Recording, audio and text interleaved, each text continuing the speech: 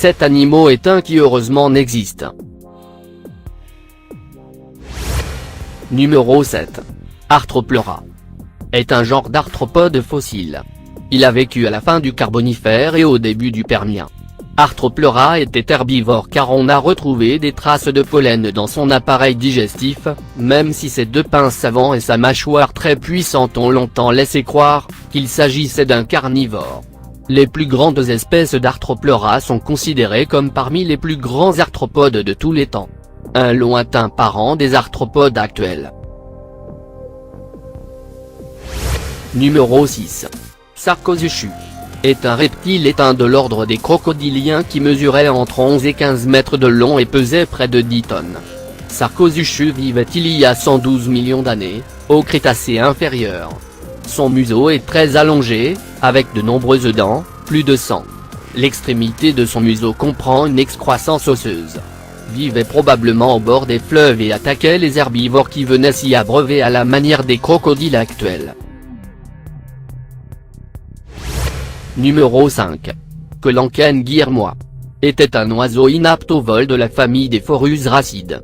Il a vécu il y a 15,7 millions d'années pendant le Languien du Miocène, dans l'actuelle Argentine. C'est le plus grand oiseau que l'on connaisse. Il mesurait plus de 3 mètres de haut. Sa tête faisait plus de 70 cm de long, bec compris. Il mangeait des rongeurs, des reptiles et de petits mammifères. Les paléontologues identifient le fossile comme étant celui d'un oiseau terreur inconnu. Numéro 4. Mosasaurus.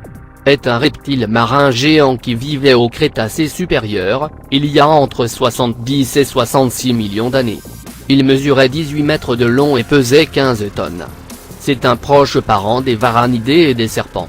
Comme les baleines et les dauphins, les mosasaurus étaient adaptés à la vie marine et respiraient à l'air libre.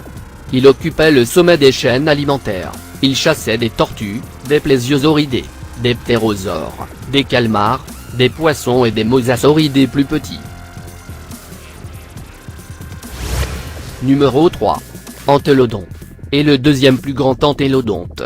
Il mesure près de 2 mètres au garrot, 3,5 mètres de long et pouvait peser jusqu'à 1 tonne. Il vivait en Asie, en Amérique du Nord et en Europe au cours de l'Oligocène. Sa grande taille lui permettait de se mesurer à un autre grand carnivore qui sévissait les terres, l'Hypnodon. Ses grandes dents lui permettaient de broyer des os et d'en extraire la moelle ou d'avaler de gros morceaux de chair. Numéro 2. Nucleostheus. Les plus grands représentants du genre atteignaient environ 8 à 10 mètres de long et pesaient aux alentours de 5 tonnes. La mâchoire de cet animal était 2 fois plus puissante que celle d'un grand requin blanc actuel et pouvait exercer jusqu'à 55 mégapascales.